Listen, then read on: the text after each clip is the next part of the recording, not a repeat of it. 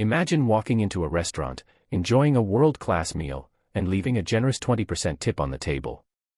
You walk out smiling, only to have the waiter chase you down the street, completely breathless, looking deeply offended. Or imagine being on a crowded subway, sneezing, and blowing your nose into a tissue, only to notice the entire train compartment moving away from you like you've just committed a major crime. What is completely polite and ordinary in your country could land you in deep trouble, or at least in extreme embarrassment, somewhere else. Welcome back to our channel.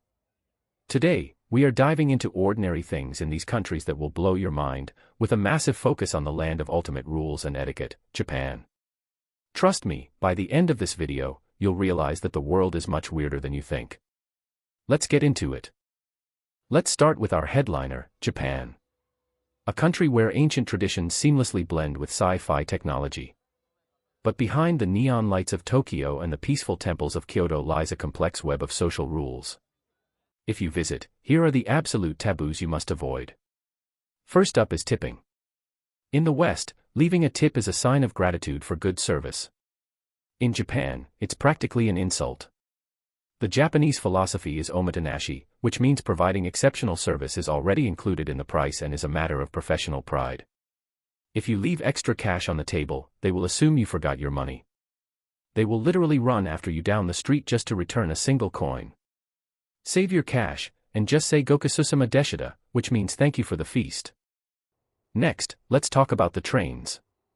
Japanese trains are famous for being perfectly on time, but they are also famous for being as quiet as a library. Speaking loudly to your friend or talking on your mobile phone is considered incredibly rude. People are resting, reading, or sleeping after long work hours. Oh, and blowing your nose in public. Don't even think about it. The Japanese view it as highly unhygienic and repulsive. If you have a runny nose, sniffle quietly until you find a private restroom, or make sure you are wearing a medical mask. When you sit down for sushi or ramen, you also need to be very careful with your chopsticks. Never, ever stick your chopsticks vertically into a bowl of rice. Because this looks exactly like hashi tate, a ritual performed only at Japanese Buddhist funerals. Doing this at a dinner table is seen as a dark omen of death and bad luck. Also, never pass food directly from your chopsticks to someone else's chopsticks, because this mimics how bones are handled during a cremation ritual. Furthermore, walking and eating at the same time is heavily frowned upon. In many countries, grabbing a slice of pizza or a coffee and walking down the street is completely normal. In Japan, it's called Aruki-kui, and it is seen as messy, ungrateful to the people who prepared the food, and it increases the risk of spilling something on others. If you buy street food, eat it right next to the stall, then throw the trash away there before moving on. Now, here is a riddle for you. Japan is arguably the cleanest country in the world.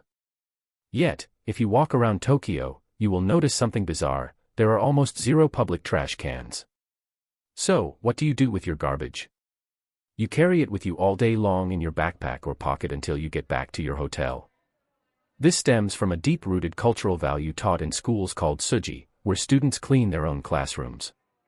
Japanese people take personal responsibility for their waste rather than expecting others to clean it up. And if you have ink on your skin, pay close attention. Japan loves tourists, but it still has a massive taboo against tattoos.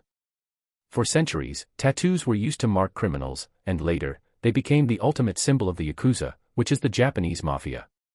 Because of this dark history, if you have visible tattoos, you will likely be banned from traditional public hot springs called onsens, public swimming pools, gyms, and even some beaches. If your tattoos are small, you can cover them with waterproof bandages, but if they are large, you might need to book a private onsen to avoid causing panic. But Japan isn't the only country with ordinary habits that will make your jaw drop. Let's fly across the globe to look at some other mind-bending cultural shocks. Let's head over to Italy. You walk into a beautiful cafe in Rome at 4 in the afternoon and order a hot, delicious cappuccino. The barista gives you a look of pure judgment and disappointment. Why? In Italy, dairy is believed to completely ruin your digestion if consumed after 11 in the morning. Italians drink cappuccino only in the morning with a sweet pastry. Ordering it after a heavy lunch or in the evening is considered a culinary crime. If you need caffeine later in the day, stick to a simple espresso. Moving over to India and parts of the Middle East, you need to be very mindful of which hand you use during daily tasks. The left hand is traditionally reserved for personal bodily hygiene in the restroom. Therefore, using your left hand to eat food, pass a gift to someone, shake hands, or pay money to a shopkeeper is considered deeply disrespectful and unclean. Always use your right hand for all social interactions and meals to keep things polite. If you travel to Norway or Sweden, you might think the locals are angry at you or antisocial. They aren't.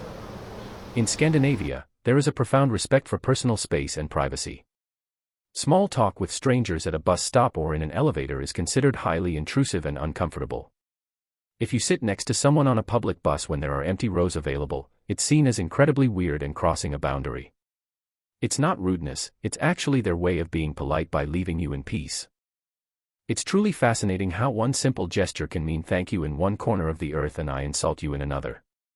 Traveling doesn't just show us beautiful new landscapes, it forces us to realize that our way of living isn't the only way of living. Now, I want to hear from you. What is the craziest cultural shock you have ever experienced while traveling?